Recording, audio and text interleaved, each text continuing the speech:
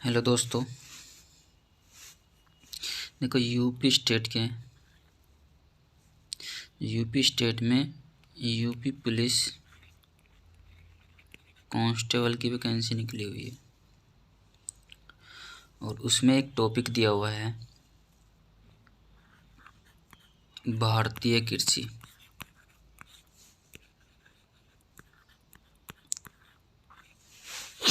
और भारतीय कृषि जो है ये ज्योग्राफी का टॉपिक है,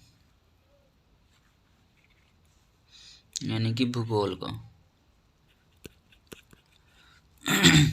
तो भूगोल का टॉपिक है, लेकिन ये क्या करा गया है, ये अलग इसका भूगोल तो उसमें सिलेबस में भी दिया हुआ है और भारतीय कृषि भी अलग दिया हुआ है। यानी कि भूगोल चैप्टर से, यानी कि जो भूगोल जो हमारा सब्जेक्ट है, ये टॉपिक उससे अलग बना दिया गया है यूपी पुलिस के सिलेबस में। तो यूपी पुलिस के सिलेबस में जब ये अलग बनाया गया है तो इसका मतलब क्वेश्चन में इससे बनना ही बनना है।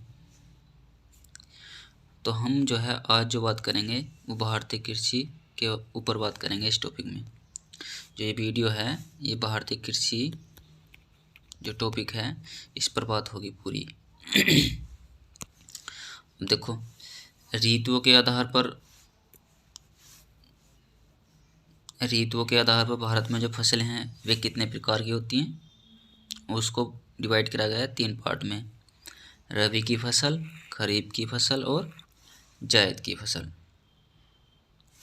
ठीक है, तो अब देखो इनसे क्या क्वेश्चन पूछाता है। रबी की फसल, इसकी बुआई अक्टूबर नवंबर, कटाई मार्च अप्रैल में। ऋतु कौन कौन सी है इसमें? जो रबी की फसल की ऋतु है वो शीत ऋतु है। क्या है? शीत ऋतु। यानी कि ये शीत ऋतु में ही बोई जाती है और शीत ऋतु के लास्ट तक ही ये काट ली जाती है। इसके उदाहरण देखें तो हम गेहूँ, जौ, सरसों, चना, मटर, आलू। कौन कौन से हैं? गेहूँ, जौ, सरसों, चना, मटर, आलू। यानी कि ये सभी जो हैं गेहूँ, जौ, सरसों, चना, मटर, आलू, ये सब कहाँ पर उगाए जाते हैं? कब उगाए जाते हैं? शीत ऋतु में। शीत ऋतु यानी कि जाड़ों में। तो इससे क्वेश्चन क्या बनेगा, किस टाइप से बनेगा? देखो, जो रबी की फसल है इसकी बुआई किस टाइम होती है? उसमें ऑप्शन में अक्टूबर नवंबर, मतलब 4 ऑप्शन दिए जाएंगे, उसमें चॉइस करनी है। या निम्नलिखित फसलों में से कौन सी फसल रबी की फसल नहीं है? तो उसमें तुमको 3 विकल्प दे दिए जाएंगे सही, जो किसके होंगे? रबी की फसल के, और एक ऐसा होगा जो रबी की फसल नहीं होगी। इसी तरह से खरीफ की फसल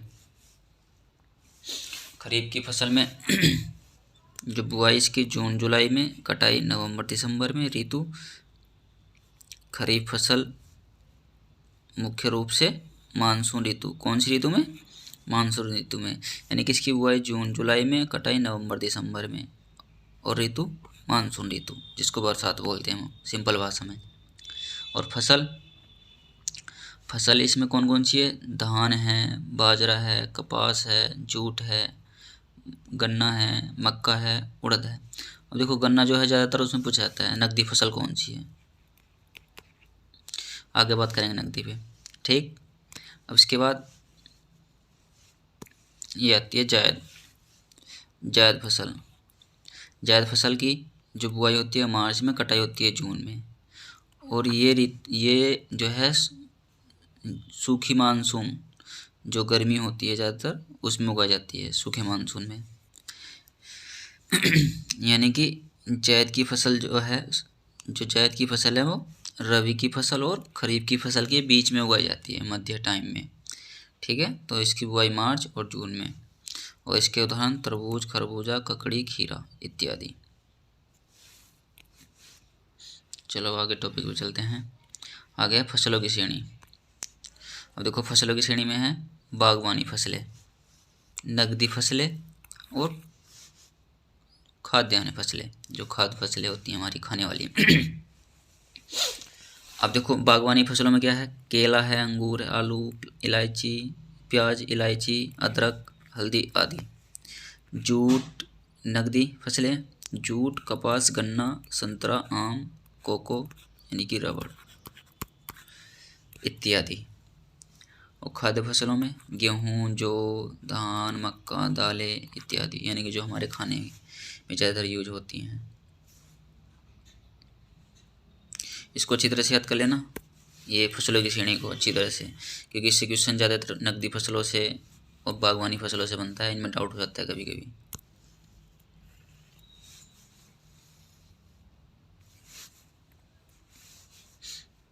अब है फसलों से संबंधित क्रांति। तो हरित क्रांति किससे संबंधित है? खाद्यान्न उत्पादन से। श्वेत क्रांति दुग्ध उत्पादन से। पीली क्रांति तिलहन उत्पादन से। भूरी क्रांति उर्वरक उत्पादन से। नीली क्रांति मत्स्य उत्पादन से। लाल क्रांति टमाटर उत्पादन से। गुलाबी क्रांति झींगा मछली उत्पादन से। और बादामी क्रांति मसाला क्रांति से। और सुनहरी क्रांति फल उत्पादन से। रजत क्रांति अंडा उत्पादन से। काली क्रांति पेट्रोलियम उत्पादन से। और स्वर्ण क्रांति बागवानी से। अब देखो एक क्रांति है गोल क्रांति, ये नहीं लिखी गई इसमें। गोल क्रांति है आलू से संबंधित। जो गोल क्रांति है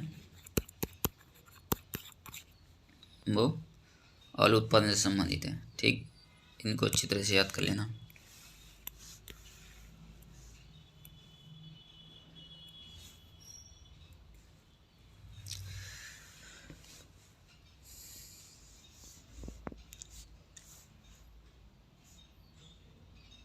अब देखो विभिन्न कृषि क्रांतियाँ।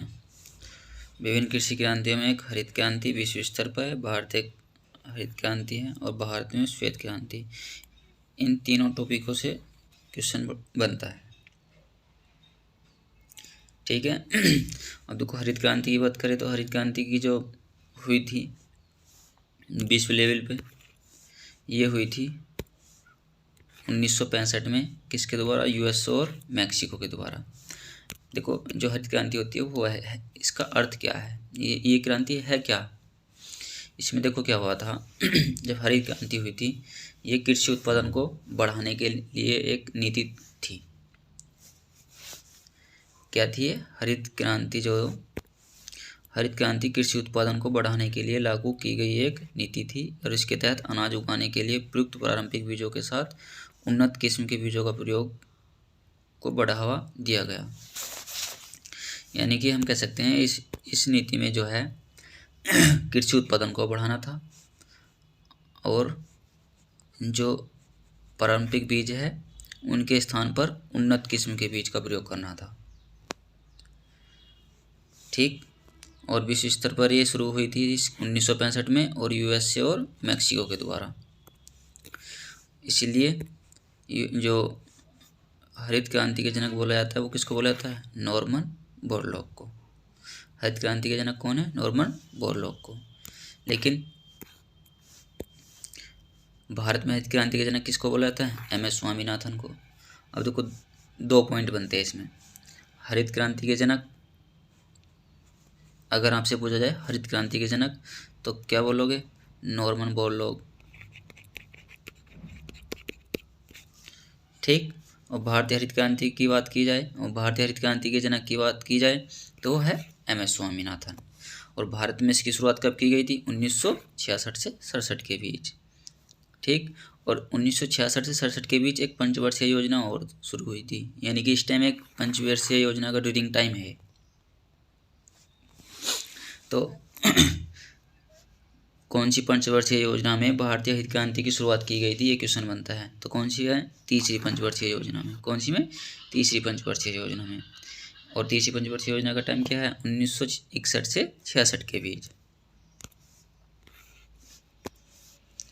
अब आती है हरित क्रांति का सबसे अधिक प्रभाव गेहूं और चावल की कृषि पर पड़ा था। किस पर पड़ा था? गेहूं और चावल की कृषि पर। तो याद रखना, विश्व लेवल पर हरित क्रांति नॉर्मन बोरलॉग, और भारतीय हरित क्रांति के जनक एम एस स्वामीनाथन। कौन है? स्वामीनाथन। भारत में शुरुआत 1966 से 67 के बीच। कौन सी पंचवर्षीय योजना? कौन सी पंचवर्षीय योजना? तीसरी पंचवर्षीय योजना। और विश्व स्तर पर शुरुआत 1965 में यूएसए और मैक्सिको के द्वारा।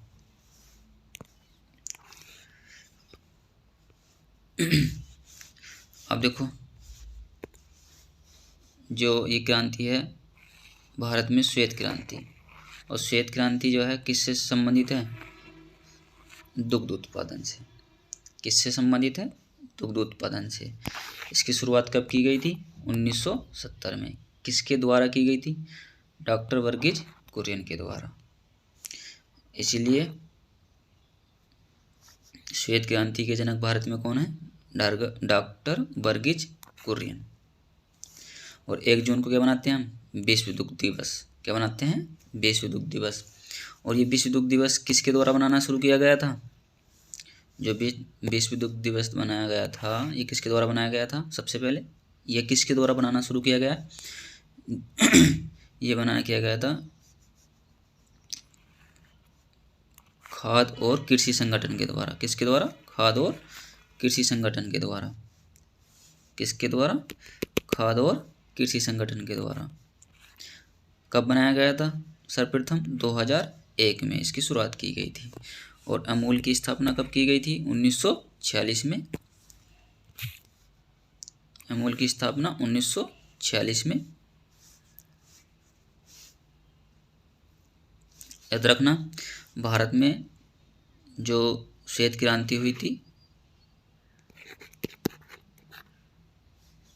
वो डॉक्टर वर्गीज कुरियन के द्वारा। किसके द्वारा? डॉक्टर वर्गीज कुरियन के द्वारा। और भारत में हरित क्रांति स्वामीनाथन के द्वारा। और हरित क्रांति के जनक नॉर्मन बोरलॉग। ठीक है, इसको अच्छी तरह से याद रखना।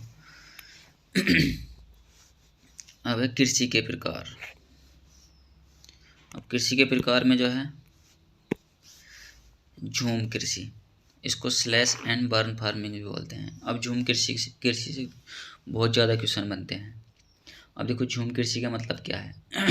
झूम कृषि यह कृषि प्राय पूर्वोत्तर राज्यों में की जाती है, जिससे पहले पेड़ पौधों को काट दिया जाता है और वहाँ पर कृषि की जाती है, और जब वहाँ की मिट्टी की उर्वरता खत्म हो जाती है तब आगे पेड़ पौधों को काटकर उन पर कृषि की जाती है। इसलिए इस कृषि को स्थानांतरित कृषि भी कहा जाता है। तो स्थानांतरित कृषि किस कृषि का उपनाम है? झूम कृषि का। स्लैश एंड बर्न फार्मिंग किसको बोलते हैं? झूम कृषि को। देखो इससे क्वेश्चन क्या बनता है, इसकी परिभाषा से भी क्वेश्चन बनता है। वह कृषि जिसमें किसान एक भूमि के छोटे छोटे टुकड़े पर छोटी छोटी झाड़ियों को काटकर उस पर फसल करता है तथा जब उसकी उर्वरता खत्म हो जाती है तब वह और एक अगला छोटा भूमि का टुकड़ा तैयार करता है झाड़ी को काटकर।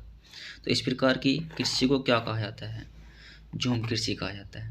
यानी कि कोई किसान है, उस किसान ने कोई ऐसी भूमि देखी जिस पर झाड़ी फूस कबाड़ खड़ा हुआ है, किसान ने उसको काटा, उस पर फसल करनी शुरू कर दी। नेक्स्ट जब इसकी उर्वरता खत्म हो जाएगी इस वाले की, यानी कि इसमें फसलें नहीं हो पाएगी, तो फिर क्या करेगा? अगला कोई भी भूमि का टुकड़ा देखेगा जिस पर घास फूस झाड़ी उड़ी खड़ी हो, उस पर काट कर फिर फसल उगाने लगता है। तो इस प्रकार की कृषि को क्या बोलते हैं? झूम कृषि बोलते हैं। अब देखो झूम कृषि के जो है हम कर्तन और दहन कृषि भी बोल देते हैं इसको। ठीक है, और मध्य प्रदेश में इसको बेवर कहते हैं। ठीक, और झारखंड में इसको कुरवा खिल बोला जाता है। राजस्थान में इसको बालरा क्या बोला जाता है? बालरा। अंडमान निकोबार द्वीप समूह में इसको दीपा बोला जाता है। ठीक है, इनको अच्छी तरह से याद रख लेना। कौन से राज्य में किसका क्या नाम, इसका क्या नाम है? झूम कृषि का कौन से राज्य में क्या नाम है, ये पूछे जाते हैं।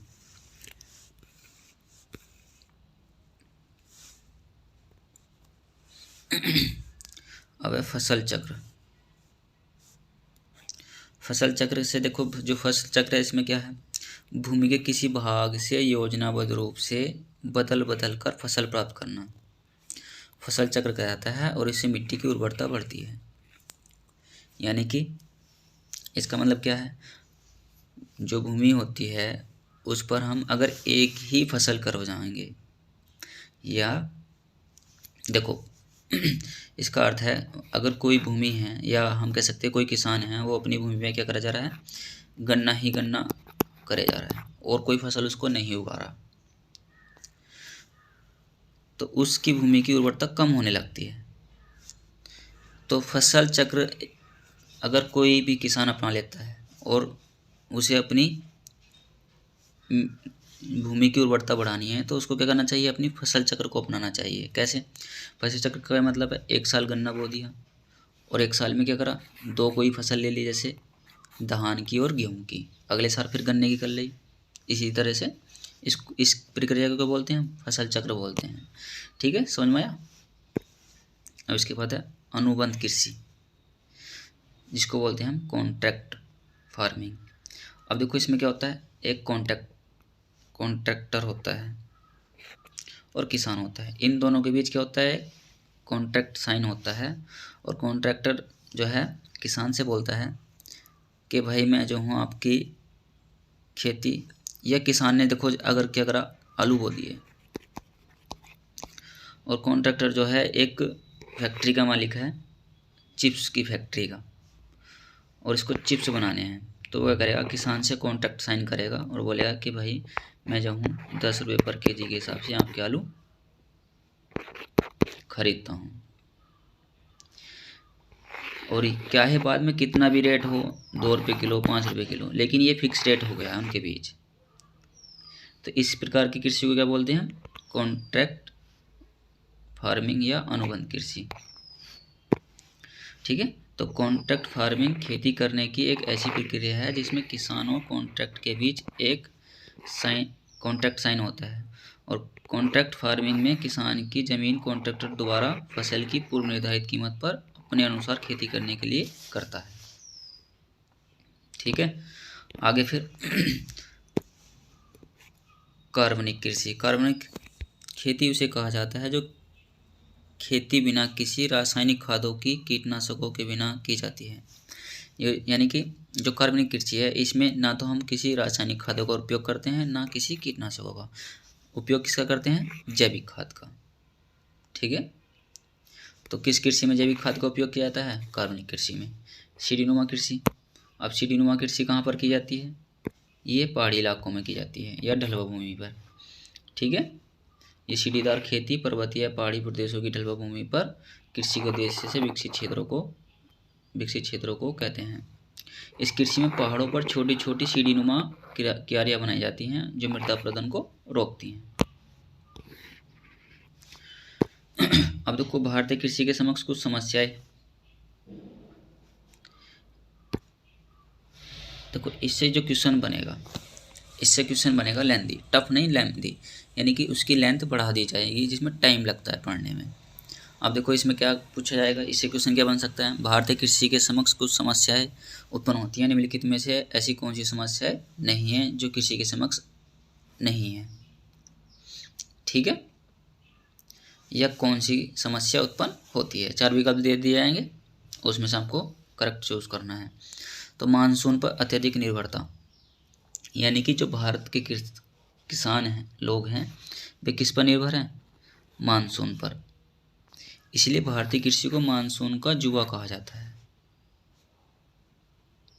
फिर नंबर 2 है किसान की अशिक्षित एवं परंपरावादी होना, यानी कि जो किसान है, जो भारत का किसान है, वो पढ़ा लिखा नहीं है और क्या कर रहा है, वो जो अपनी पुरानी परंपरा, जो पुरानी टेक्नोलॉजी है, उसी से क्या करता जा रहा है, अपनी कृषि करे जा रहा है। इसीलिए भारतीय कृषि में क्या है, उन्नति नहीं हो पाती। परंपरावादी का मतलब देखो इसमें क्या है, परंपरावादी का मतलब यह है, अगर वह पुराना बीज है तो उसी पुराने बीज को यूज करता जाएगा, उस बीज की कोई उन्नत किस्म नहीं लाएगा। और वह किसान अपने सिंपल हल से कृषि कर रहा है, तो वो सिंपल हल से ही कृषि करते जा रहा है। ठीक है, इसका मतलब हो गया परंपरावादी। अब देखो कृषि जोतों का छोटा आकार। कृषि जोतों का छोटा आकार मतलब अब जो है यानी कि जो किसान हैं भारत के, अगर देखा जाए प्रति किसान पर, यह कह सकते हैं हम 2/3 किसानों पर, जो 2/3 किसान हैं भारत में, उन पर 1 हेक्टेयर से भी कम जमीन है। ये भी एक कारण है। बीज की निम्न गुणवत्ता और भंडारण की पर्याप्त सुविधा न होना, यानी कि अगर हम कहें जो स्टोर होते हैं उनके स्टोर की भी भारत में पर्याप्त सुविधा नहीं है। ये बहुत ज़्यादा समस्याएं हैं भारत की कृषि के समक्ष। इनको अच्छी तरह से याद रख लेना, 5 पॉइंट हैं। अब है मुख्य बिंदु। अब मुख्य बिंदु जो जिनसे क्वेश्चन बनते हैं। अब देखो चावल से संबंधित हमारे कुछ पॉइंट लिखे हुए हैं, ये वाले, इनको अच्छी तरह से याद रखना है। देखो इसमें है क्या, चावल जो है हमारे देश की सर्वप्रमुख खाद्यान्न फसलें हैं। ठीक है, सबसे ज़्यादा प्रयोग में खाद्यान्न की जाने वाली जो फसल है वो कौन सी है, चावल। इसके बाद गेहूँ। ठीक है, और उत्पादन तापमान जो है इसका 20 डिग्री सेल्सियस से 28 डिग्री सेल्सियस का तापमान चाहिए इसको उत्पादन करने के लिए। वर्षा 100 सेमी से अधिक। मृदा जलोढ़ मृदा। उत्पादन क्रम में चीन प्रथम में है और भारत द्वितीय है। विश्व में भारत चीन पर और चीन के बाद भारत दूसरे स्थान में। और भारत में प्रथम कौन है चावल उत्पादन में, पश्चिम बंगाल। अब देखो इससे क्वेश्चन दो क्वेश्चन अच्छी तरह से याद रखना। अंतर्राष्ट्रीय चावल अनुसंधान संस्थान जो इसका मुख्यालय वो मनीला फिलीपींस में है और भारत में राष्ट्रीय चावल अनुसंधान संस्थान कटक उड़ीसा में है। ठीक है, अच्छी याद रखना। अंतर्राष्ट्रीय मनीला फिलीपींस में है और राष्ट्रीय कटक उड़ीसा में है। कहाँ पर है, कटक उड़ीसा में है। अब है गेहूँ। अब देखो गेहूँ, विश्व में गेहूँ उत्पादन में चीन के बाद भारत का भी दूसरा स्थान है, यानी कि भारत में उत्तर प्रदेश है और विश्व में चीन प्रथम में है और भारत कौन से स्थान पर है, सेकंड स्थान पर है विश्व लेवल पर, और भारत में उत्तर प्रदेश प्रथम स्थान पर है। अब देखो रबड़। रबड़ के उत्पादन तापमान जो होता है वो 35 डिग्री सेल्सियस। वर्षा 200 सेमी से अधिक। वर्षा 200 सेमी से अधिक। इसका जन्म स्थान यानी कि सबसे पहले कहाँ पर बनाई गई थी, ब्राज़ील में बनाई गई थी और यह उष्णकटिबंधीय पौधा है। कौन सा पौधा है, उष्णकटिबंधीय पौधा। इसको अच्छी तरह से याद रखना। जो रबड़ का पौधा है वह कौन से मानसूनी क्षेत्रों में पाया जाता है। कौन से मानसूनी क्षेत्रों में, उष्णकटिबंधीय मौसम या हम कह सकते हैं भूमध्य रेखा सदाबहार वनों में पाया जाता है। और प्राप्ति, रबड़ की प्राप्ति किस पेड़ से होती है, लेटेक्स से। किस होती है, लेटेक्स पौधा जो होता है उससे होती है। और ये पौधा कहाँ पर होता है, जो भूमध्य रेखा सदाबहार वन होते हैं उन वहाँ पर होता है, वहाँ पर ज़्यादा पाया जाता है। ठीक है, अब देखो भारत में उत्पादन किसका, रबड़ का। जो भारत में उत्पादन होता है वो विश्व के उत्पादन का 1.7% प्राकृतिक रबड़ का होता है और भारत में प्रथम केरल है। गोल्डन फाइबर किसको कहा जाता है, जूट को। गोल्डन फाइबर किसको कहा जाता है, जूट को। और पश्चिम बंगाल भारत में प्रथम है, किसको उत्पादन में, जूट के। और केसर कहाँ पाया जाता है, जम्मू कश्मीर में। भारत के मसालों का बगीचा किसको कहा जाता है, केरल को। भेड़ की त्वचा की एक पतली परत के साथ ऊन निकालने की प्रक्रिया को क्या कहते हैं, कर्तन कहते हैं। इंटरक्रॉपिंग या अंतर फसल प्रक्रिया, इससे क्या मतलब है, देखो इंटरक्रॉपिंग का मतलब है एक फसल के साथ उसी खेत में दूसरी फसल को उगाना। सिंपल भाषा में हम कह सकते हैं जैसे कि हमने क्या करा, खेत में हमने गन्ना लगा दिया। ठीक है, क्या लगाया हमने, गन्ना। अब देखो गन्ना लगाया हमने ट्रंच विधि से। किस विधि से, ट्रंच विधि से। ट्रंच विधि का मतलब चौड़ी गूल बनाकर गन्ना लगाया। और इन गोलों के बीच में जो खाली जगह रह जाती है, इन खाली जगहों में क्या बो सकते हैं? मूंग, लहसुन, प्याज, उड़द आदि या सरसों भी बो सकते हैं। क्यों बो सकते हैं? क्योंकि गन्ने की जो वृद्धि होती है वो धीरे धीरे होती है, एकदम नहीं होती, तो इसलिए इसके साथ क्या बो दी जाती है? दूसरी फसल बो दी जाती है। ठीक है, तो इसको समझते हैं डिटेल में। इंटरक्रॉपिंग प्रक्रिया या अंतर फसल, यह एक ही खेत में पास पास दो या दो से अधिक फसलों की खेती है। जैसे किसी खेत में बोए गए गन्ने की फसल का अंकुरण व वृद्धि मंद होती है, तो इसी खेत में गन्ने के साथ खेत के खाली स्थानों में अन्य फसलें जैसे सरसों, लहसुन, मूंग, उड़द, प्याज आदि उगाई जा सकती हैं। ठीक है, ये हो गया इंटरक्रॉपिंग। तो इसको याद रखना अच्छी तरह से। अब देखो